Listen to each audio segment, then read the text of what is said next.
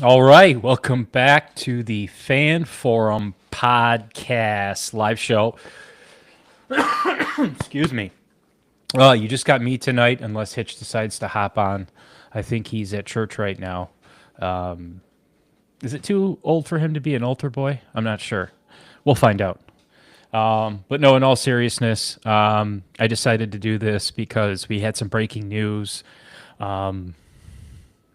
Breaks my heart really to say this, but our center, Frank Ragnow, has decided to retire. No, honestly, it doesn't break my heart, but it is a little upsetting. So I wanted to come on here and maybe just kind of review, get everybody's opinion.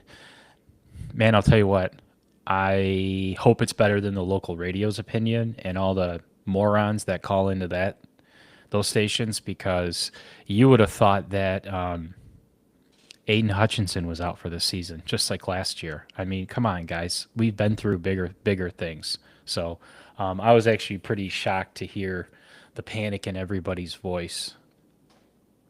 Not to downplay what Frank Ragnow's done or meant for the organization, because he's been the cornerstone in building what we see today. He's everything you want in a Dan Campbell, Brad Holmes player. He's as consistent as they come. He's as good of a person too as they come. He's very well liked. A very grounded human. He's an outdoorsman. He's everything you'd want in a Detroit sports fan. But you really have to think about the position he plays. And it's funny to hear everybody get this so worked up over a center. Again, I don't want to downplay it because he's literally the cornerstone to this run game, but we're going to be okay. Like, I had a 5 or 10 minutes at work to think about this and kind of level set, right? And we can get into where I think they knew that this was a potential, this was potentially going to happen, right? I also think to myself, what's the alternative? We'll talk about that, what the alternative is if he decided to stay, right? Because he's retiring based on his health. Actually, let's read it right here so we're all on the same page. Okay, so he posted on Instagram today that he's retiring. It says, let me bring it up here. These past couple of months have been very trying as I've come to the realization that my football journey is ending and I'm officially retiring from the NFL.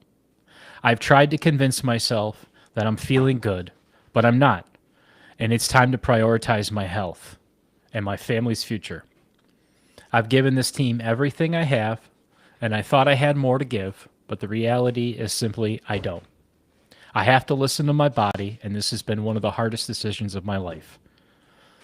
The Lions organization has been absolutely incredible throughout this process, and I can't emphasize this enough how grateful I am for this team and all the fans. It was an absolute honor going to battle for all of y'all. So he says it right there. The guy's leaving not because this is a Calvin Johnson or a Barry Sanders situation where he is towards the end of his career and he's deciding, do I want to go play for another organization and chase a ring, or do I hang it up? I mean, he quickly outlines it and says, my body just can't handle this anymore. So I'm going to skip all the BS that 97.1 did today on Frank Ragnow and all the hating that they did on the Lions organization. And I'm going to say, here's your alternative, okay? He comes back, he decides not to retire. And all of our minds, we have a penciled in, healthy, 29-year-old starting center. The season begins. We're 2, 3, 4, maybe even less games in, and he's out for the season. We're back on the injury roller coaster. He's telling us right there in his Instagram post, and he's saying, guys, my body can't handle it anymore. So my only question is when did you want him to to announce this? Because this was the inevitable, right? Did do you feel more comfortable if he announced it when you were before the draft? Because we drafted Tate Ratledge, and I'm sure that's where everybody's head went to as soon as Frank Ragnow retired was, well, we have Tate Ratledge. And I'm not saying that he is the answer. I'm not saying that he's going to jump right in and be the instant 8-year, 9-year vet, Pro Bowl, Mr. Consistency, Mr. 5,000 snaps and 6 sacks let up. Of course, he's not going to be Frank Ragnow, right? But is this not Frank's replacement? Now, I know at DB, thank you guys, too. Thanks, Ryan, for the shout-out on the backdrop. Uncle Jerry, I see there. Go Tigers. I'm going to talk about the Tigers in a little bit, too. Whether Hitch likes it or not, we can't ignore what's going on over there at Comerica Park. I also think, should we recall it? Should we get it changed to Tiger Stadium again? Are you sick of Comerica Park? Because I am. That's another conversation. But back to Frank.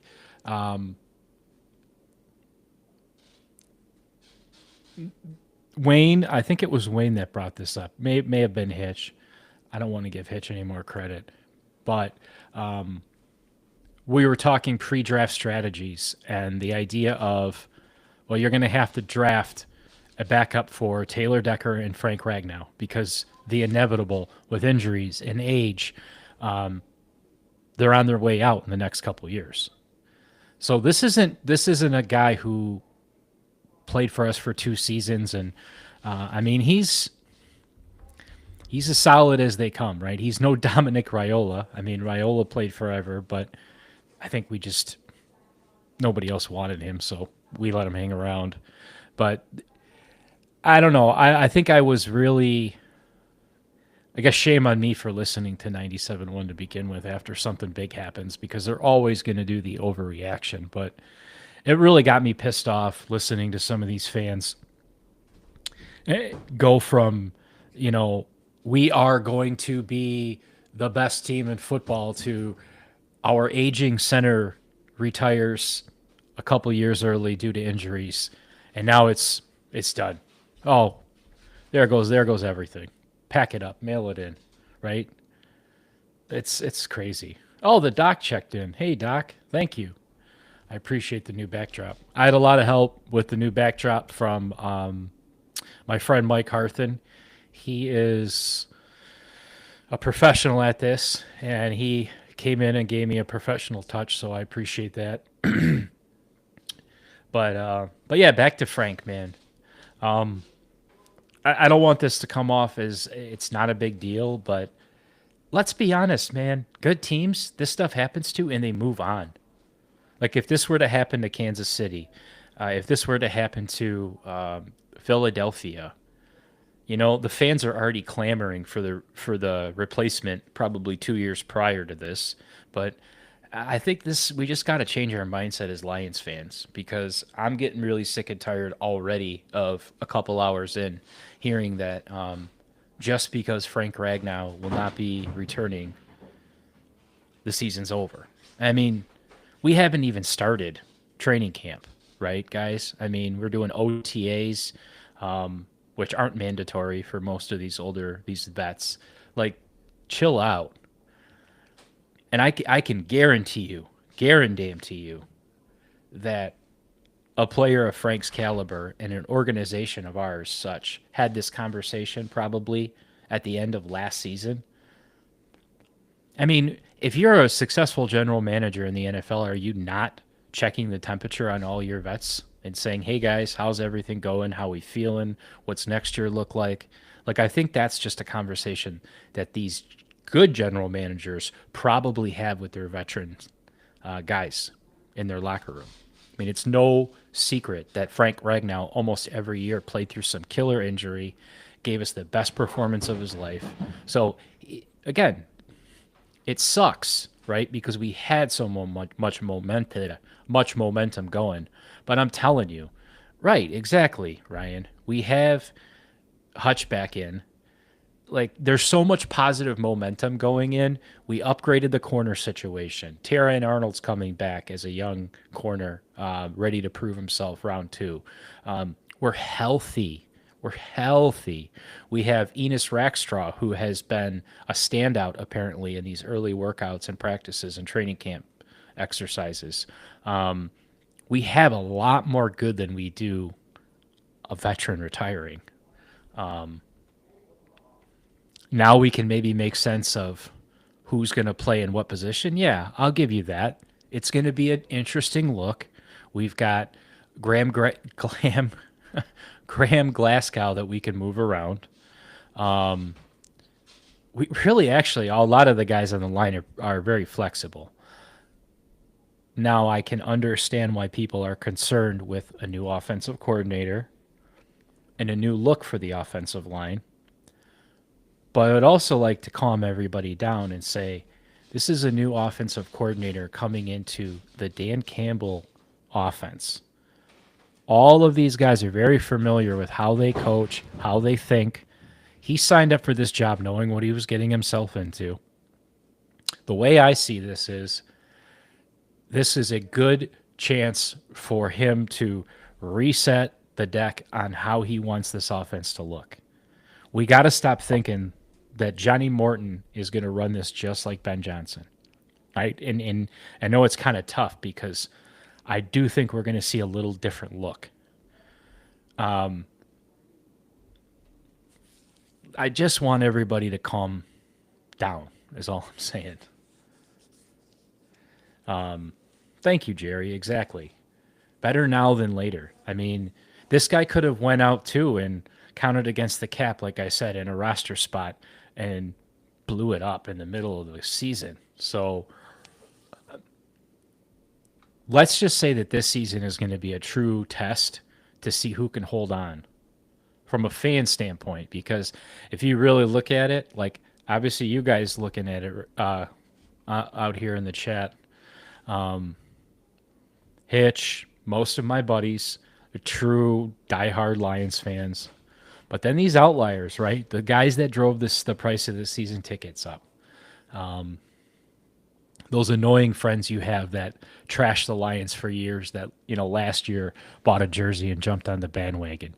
Those are the ones that I'm real curious to see how they react, right? Because this is just something happens. And I didn't have enough time to look at stats either and say, okay, when's the last time a player of this caliber retired from a team and what did it do? Screw all that, man. I'll tell you what, if there's anything I've learned from Brad Holmes is this guy's 5 steps ahead of everybody else. So taking 2 tackles in the draft makes a little bit more sense now. Tate Ratledge looks real good right now. I mean, let's compare him too. Tate Ratledge is another. He just reminds me of one of those farmhands who works all day, stays up all night drinking beer, and works all day again. The guy lives in the same pair of jeans and boots and a T-shirt. Like that's what that guy reminds me of. Very similar to Frank Ragnow. So I'm going to table what I'm saying right now because it's YouTube, it's live, but I feel like that draft pick is going to look real good and make a lot more sense once we put eyes on these guys, once we start seeing them play. Okay, the doc. You got a point, Doc. The doc said the biggest hits when a veteran player like him leaves, he's leaving the locker room presence. Who's going to step up. But that's a good take. Let's take a look at this locker room, though. I'm looking in that offensive line, and I can already name 2 or 3 guys that are going to step up. Penei Sewell, sorry, I always say that. Penei Sewell is a very outspoken personality. I can see him as a leader. Taylor Decker obviously has been a leader. But the veteran presence is, I think, what you're talking about. Excuse me. And they're going to make a roster move. Let's not kid ourselves. There's somebody that they're going to go out there that has some miles on them, that has a good attitude, that can come in and do what the doc is talking about. Just be a presence in the locker room, if anything more, right? I don't know. It's a good reason to come on here, but I'm not really going to throw the towel in on this whole one roster situation, right? I think what this does is this takes a little pressure off of all the other cool moves that we've made this offseason, the draft picks, because, I'm getting real sick and tired of people trying to spend the last 2-3 months poking holes through everything Brad Holmes can do. I'm geeked and ready for them boys to get back on the field and shut these idiots up, I guess is what I'm really trying to say. Goff seems to be in a real good spot. JMO, I don't know if anybody's looked at what JMO's been doing in camp or in these OTAs, but he's looking beefier, bigger, faster, stronger, a little bit louder in the locker room too. I'm hearing like making more of a presence, not just this quiet guy standing there. You're really starting to see the Amon-Ra St. Brown, JMO Williams 1-2 combo become real scary. Like they're getting their confidence. If this was like a tag team situation, I would probably have to say, who would it be? The immediate thing comes to my mind is the New Age Outlaws for some reason. I don't know why, but they're getting a lot of momentum, and they started out quiet behind the scenes, and they look like they're going to have a lot of fun this year. And I think Amon-Ra St. Brown could cut a pretty good wrestling promo. I don't know, Doc, you weigh in on that. You know wrestling. So we got a lot of other positive things to talk about too. The Tigers being another. Oh, Lord. I've actually been pretty eager to talk about the Tigers. I don't know, I'm about 20 minutes in. I think I can do some Tigers. I don't know if whoever's watching, Uncle Jerry, I know you're old enough to know, and this is what I'm wearing it from, I was -2, but the 84 Tigers, the Bless You Boys. This team right now looks just like that, in my opinion. Nothing new. I'm not saying anything probably no one's written 100 article about, but you've got a drafted young team that I don't want to say people didn't believe in, but nobody was really expecting this. And they have been so good to watch, right? And this isn't just like home run smashing baseball, right? This is good, fun baseball to watch. This is, I want to go to the ballpark with my family because it's going to be entertaining, fun baseball to watch. Haha, he likes the New Age Outlaws. Exactly. Not the biggest guys, but big enough to make a difference. Hey, you said it better than I do, Doc. So let's go back to that. Okay, he's going Dudley's. A little bit of a wild card. Yeah, we'd have to go to Wayne for the tables. Hey, Wayne could wear the black frame glasses too. I think I'm going to stick with New Age Outlaws because couldn't you see Amon-Ra St. Brown cutting a "Oh, you didn't know" promo? I think I could.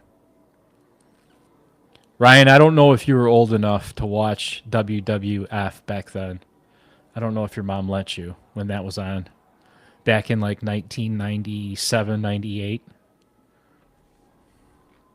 I don't know. Jerry, was he allowed to watch it back then? You tell me.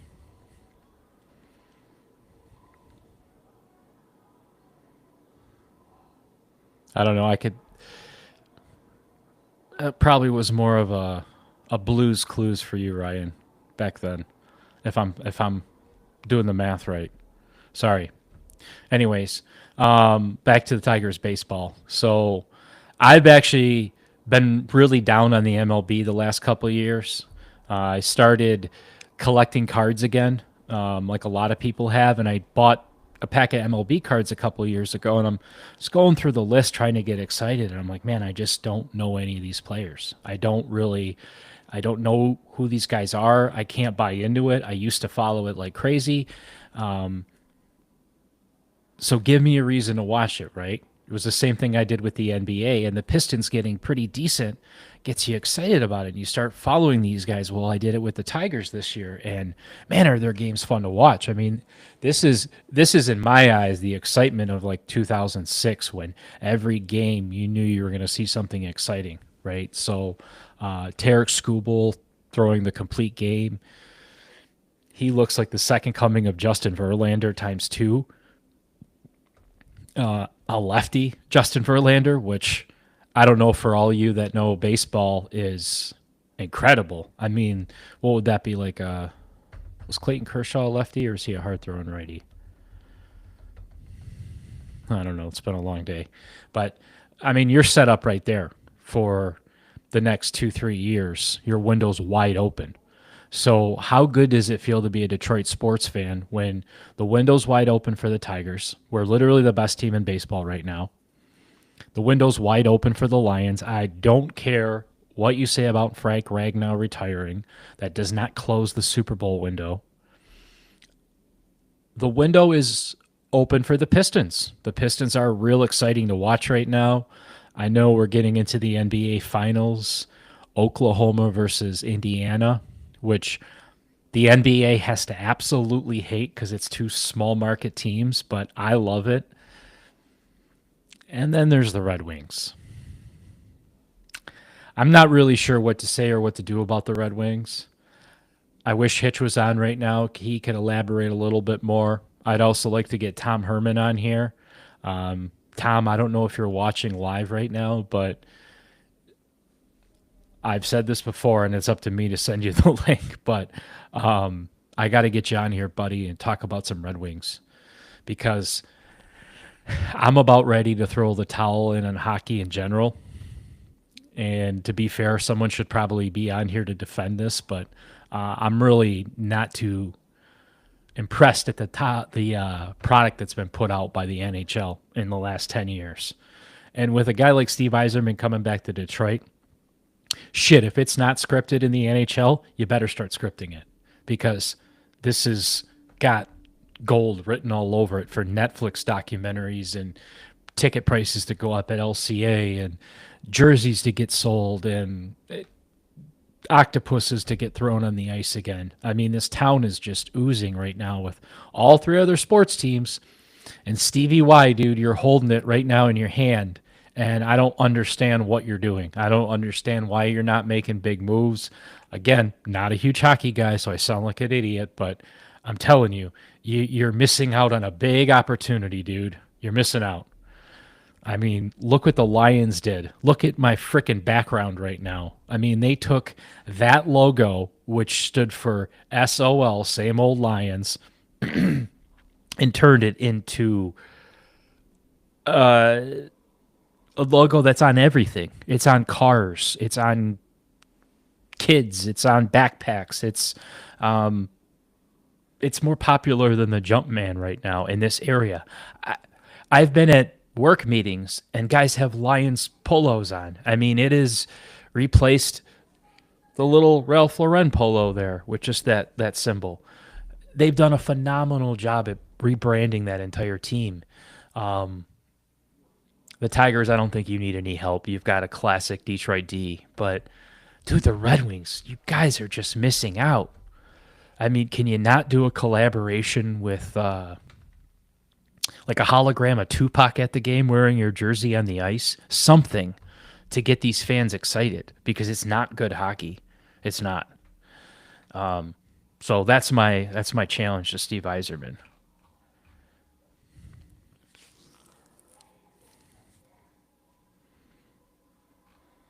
Okay, so to follow back up on my wrestling, Ryan, okay, you did watch it.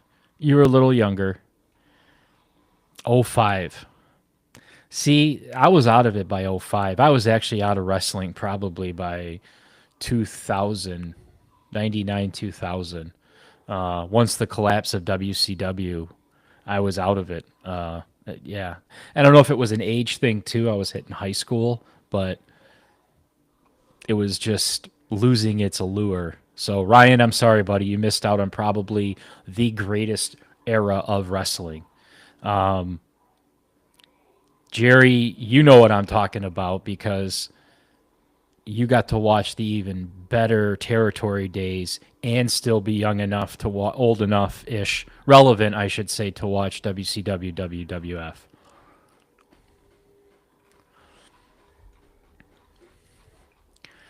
Well, you said it, Doc. Honestly, the Wings, they went from the Dead Wings, then we went to Hockey Town to nothing.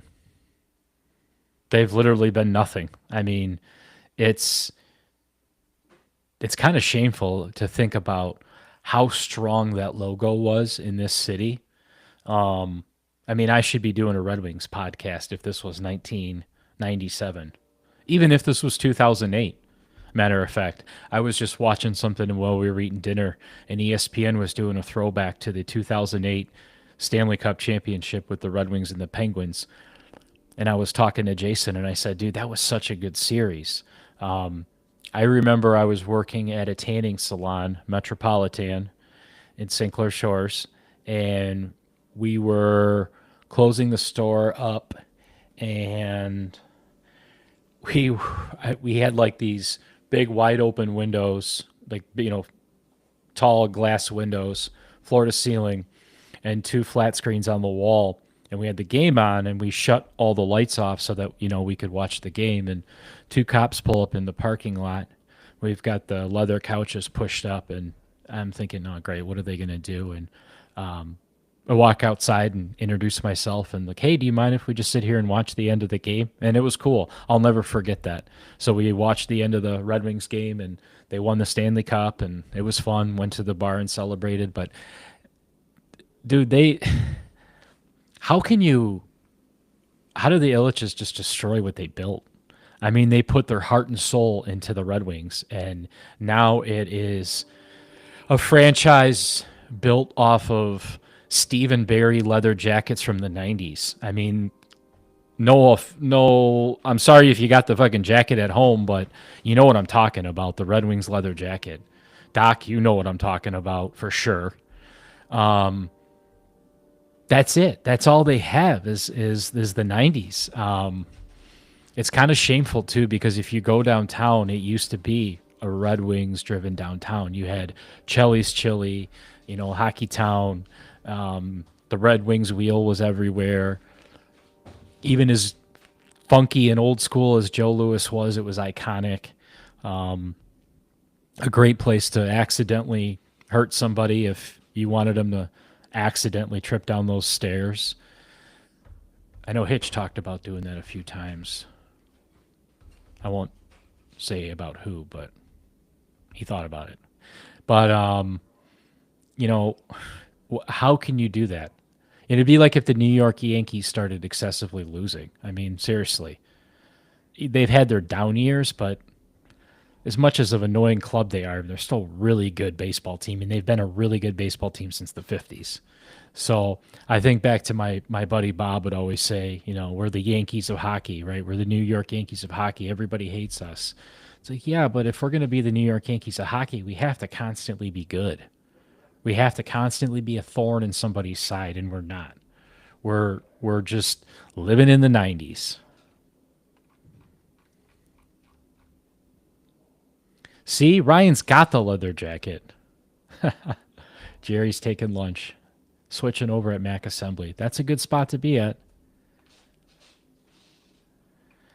I just, I guess I can't complain too much, because if I think about where the Red Wings were at compared to where the other three teams were at, they were the only thing we had. So what's the trade-off, Mark? You're going to have the Red Wings suck, but the Lions, the Pistons, and the Tigers be good?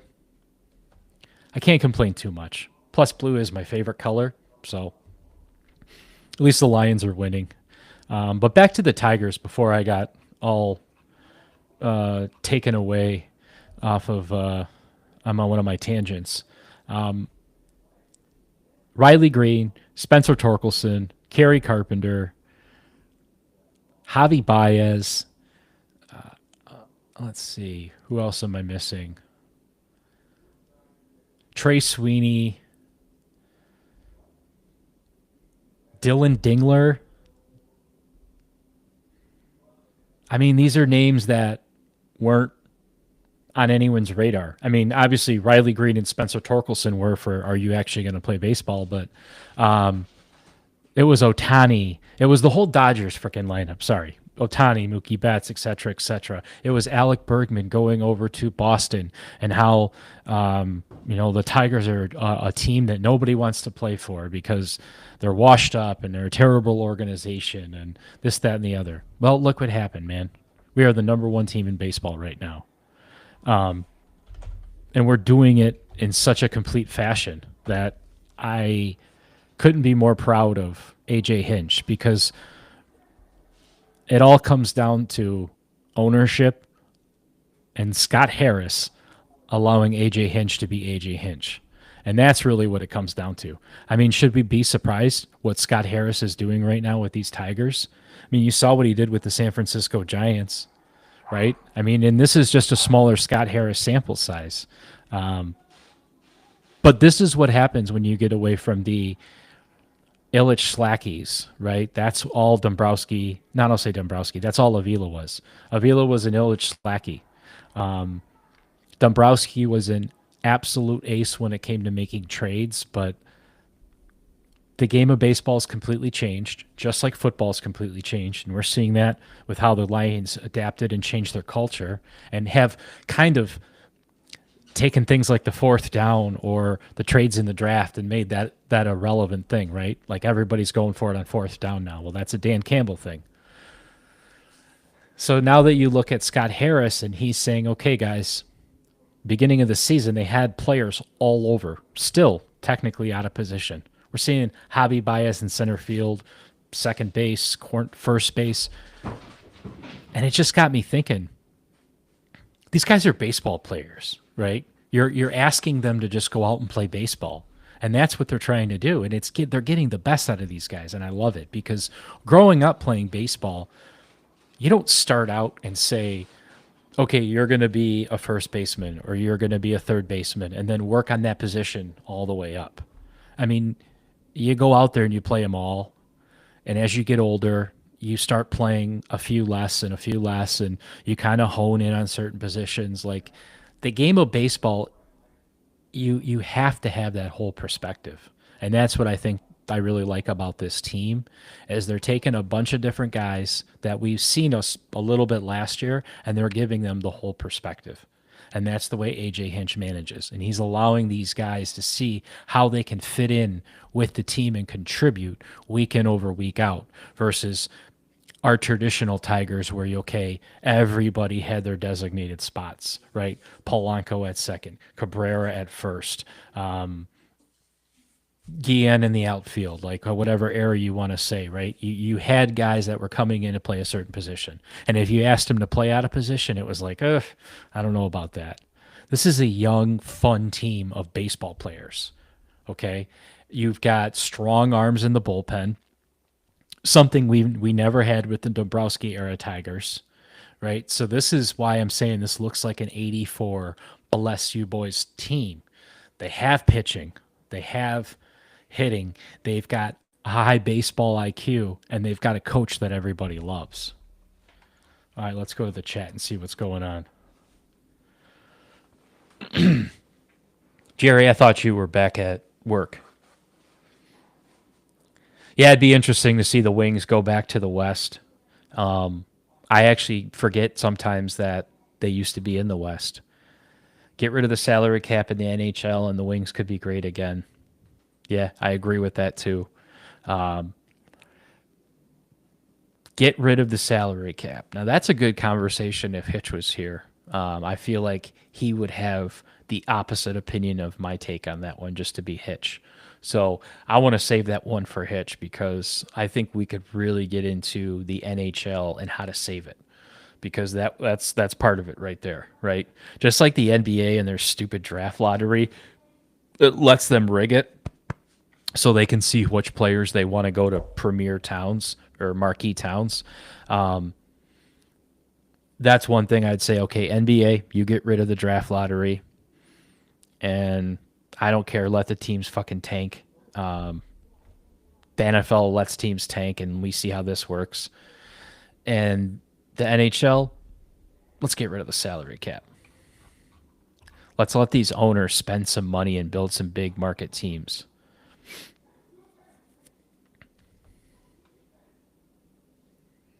The Wings lost the grit of the old teams.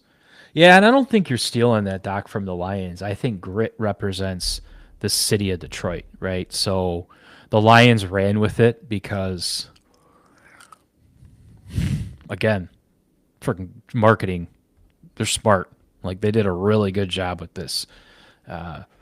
What once was a Kmart shirt for $9.99 that you wouldn't be caught dead in is now a $46 T-shirt at Dick's, and the concept of grit has been absorbed by Detroit, but it's just a widely used term to describe blue collar, hardworking, rough people, and the Red Wings used to represent that honestly in Detroit.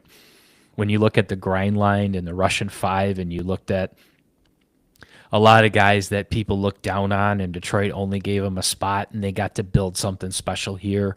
Like, we're still talking about running into Kurt Maltby at frickin' Kroger's a couple weeks ago. That's how impactful those guys were to the city of Detroit. Who else we got here in the chat? Amon Ross St. Brown, are you in this chat somewhere? Shit, I can't even get Hitch to join me on our own show on the chat at least. Oh yeah, let's talk about that. So Hitch got a new dog. So just so everybody's aware, Hitch doesn't like taking care of things other than Maggie. He's a fantastic father. But when it comes to animals and himself, why not, right? So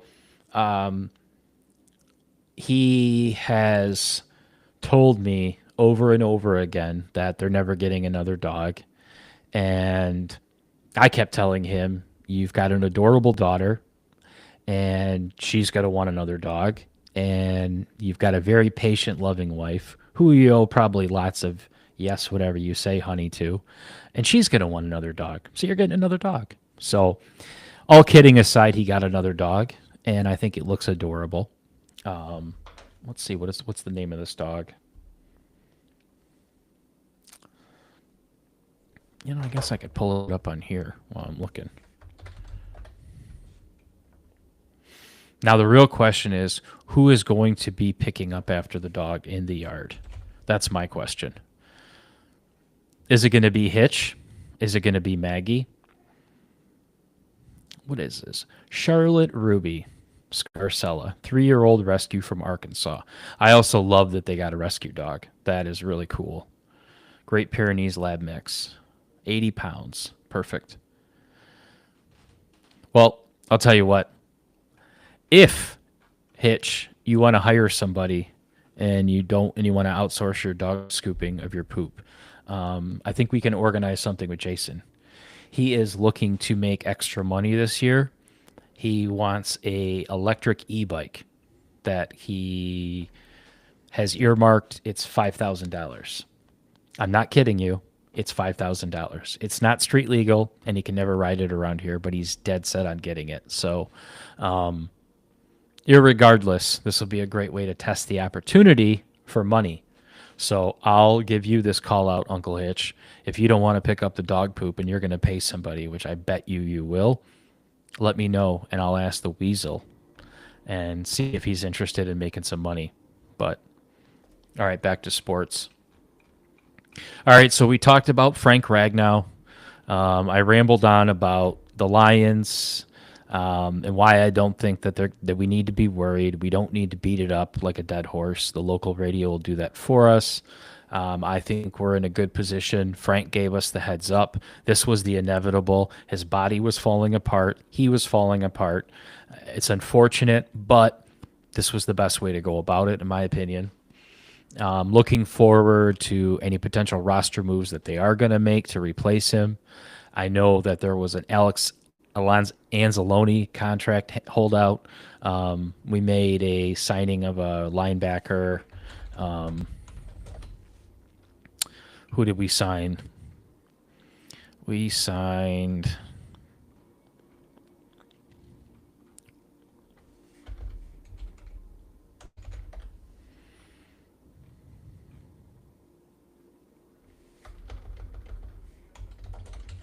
Why can't I find out who we signed?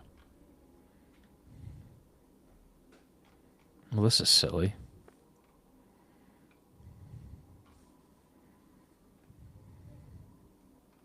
No, who gives a shit? Not going to make the roster anyways.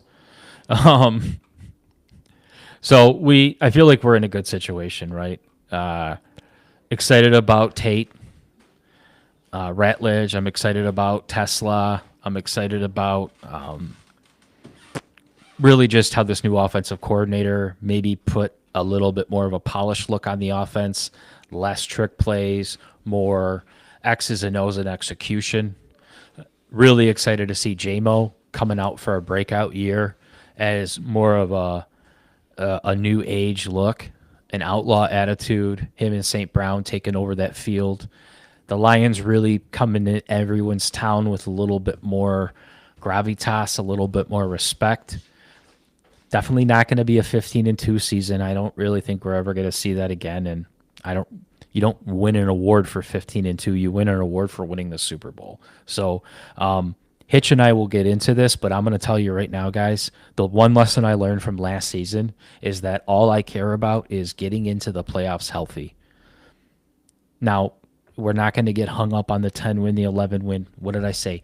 Getting into the playoffs healthy. That just right there tells me you have a winning record. I anticipate us always having a winning record with this staff. Okay, so let's move on. Getting into the playoffs healthy is the only thing moving forward I care about. That's it. Because if we're not healthy in those playoffs, I don't care if we have home field advantage. I don't care if we won the North. I don't care if we won every game. We saw what happens when you get into the playoffs and you're not healthy. You lose. And that's what Kansas City taught me. That's all 2 seasons ago when they won the Super Bowl. Everyone was shit bagging them and shit talking them. And Patrick Mahomes says, we just need to get into the playoffs healthy. Just get me into the playoffs with my guys healthy. Because they figured that out. They figured out that that's what you do, right? So, Wayne, if you were here right now, you'd be agreeing with me. You'd cut me off and say, listen, I already told you this. Told you this like 2 years ago when you guys were getting all excited. But you're right. That's all I care about. So every time we watch these episodes, every time we talk, let's think about that. That's the goal. Get into the playoffs healthy. And are we set to do that? Yes, we are set to do that right now. All right. So that's all I have to say about the Lions. Actually, no, I don't. Let's do a little review real quick. They just made a big signing. Lions waive rookie, signed former Giants cornerback. All right, so we picked up Devod Wilson. So we waived the rookie cornerback Gavin Holmes. So Hitch, that was the corner that Tesla beat in that one-on-one drill that you had me watch. He's gone. And we have Devod Wilson, a free agent quarterback, last signed with New York. Let's see.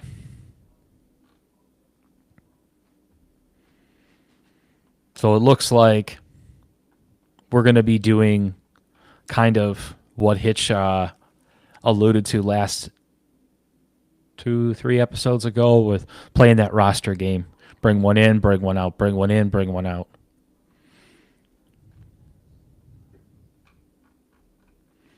Let me look at this clickbait article. Lions gifted leverage against the Darius Smith reunion after supplies NFL trade. You know, that's something I really haven't heard a ton over. The 49ers and Eagles are working on a deal to finalize a trade that would send edge rusher Bryce Huff to San Francisco for a mid-round pick. I gotcha. Getting a little leverage. I really don't feel like they need leverage. I just feel like that's going to be a more of a timing issue. Maybe I'm a little too overconfident in the Zadarius Smith reunion, like I was with the Darius Slay reunion that never happened. But could be wrong. I don't really see another team that he's going to be eager to go to, and I don't really see a reason why Brad Holmes isn't already two thumbs up on Zadarius Smith coming back. So the inevitable reunion, I think. The only other thing I want to bring up is that I appreciate everybody's patience over the off season. This is a Lions podcast, and they're not playing, and you guys are still listening. I really appreciate that. I need everybody though to subscribe to this page and go to our Spotify, subscribe, and give us a 5-star review. So if you're a Spotify listener, there's a lot of you that I found out listen on Spotify. Please just give us a 5-star review. Please also make sure you're subscribed and get people subscribed. We're at like 118 right now, and whoever can get me to 200 subscribers, I'll buy him a Lions jersey. So if you're the person that got me that number, that 200 subscriber, I will buy you a real Lions jersey. I promise you. So not some, you know, liberal Chinese NAFTA Hitch jersey. I'm talking about a real authentic American Lions jersey. This jersey will be hand stitched by Ted Nugent. Okay, maybe not that, but seriously, get us some subscribers, get us up to at least like 200 subscribers, and I will compensate you. This is me bribing you live on YouTube. Also, Hitch made a comment that he could run a 4.640. I believe it was a 4.640. I'm calling him out on that, and I want to see him run a 40. So if you listen to this, please text message Hitch Garcella and say, bullshit, you can't run that. I want to see your real 40 time. Who out there would like us to film Hitch running the 40? Please drop it in the comments. Don't text it to me. Drop it in the comments. Let me know. But please, seriously, I want a reason to do this. I think this would be absolutely hilarious.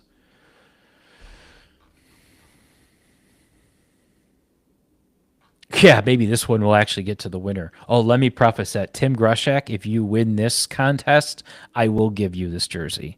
Matter of fact, let's discuss that. Thanks, Doc, for bringing that up. Hitch, you owe Tim Grushak a jersey. It's a Brian Branch jersey. You keep saying you have it in the backseat of your car. I will break into your car and steal it. Tim, I will get it to you. I need you to send me your address, whether you text me, messaged me, somehow get me your address, and I will drop it off on your porch. The jersey will be yours. You won that fair and square. Hitch keeps telling me he has it, and I will record me picking it up and delivering it to you. And if I can get Hitch in a suit, maybe we can do like a Ed McMahon show up at your house. What is that? National, what was that? What's that? Sweepstakes. We'll show up at your house with a big, I don't know if we could do a big check, if that would make sense. Maybe just like a big cardboard jersey, a really obnoxiously large cardboard jersey, and then give you the real one. But do something cool like that. Publishers Clearinghouse Sweepstakes, that just came in my head.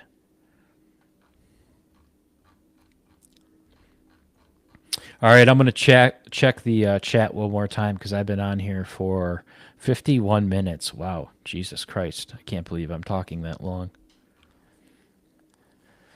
All right, looks like you guys have cooled down. You know what we should do? We should play like Where in the World is Carmen Sandiego, but we'll do it with Hitch. Where is he at right now? Does anybody want to take a guess where Hitch is at? Let's see if I can call him and get him on the phone.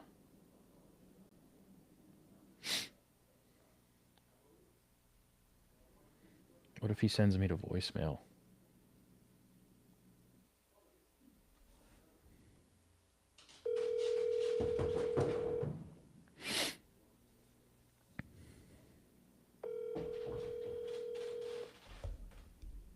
Thanks, Doc. Appreciate that.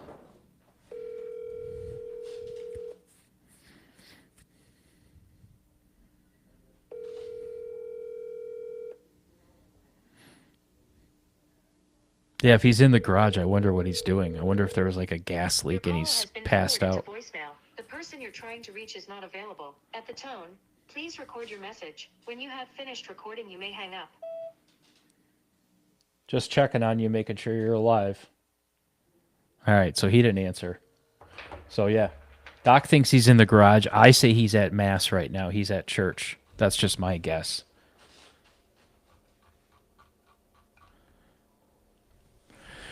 All right, well, it's 53 minutes and 24, 5, 6, 7, 8 seconds left. I think I'm going to end up signing off and saying goodbye for real this time.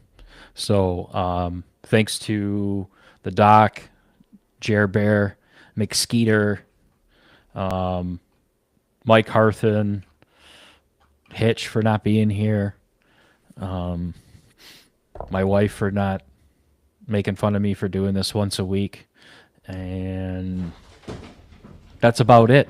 All right, guys. Well, I'll be back next week, hopefully with Hitch, maybe with Wayne, maybe with somebody else. Hey, guys, if you want to pop on here, please let me know. The off season is the best time to get weird. So, with all that said, hope you guys have a lovely evening and one pride.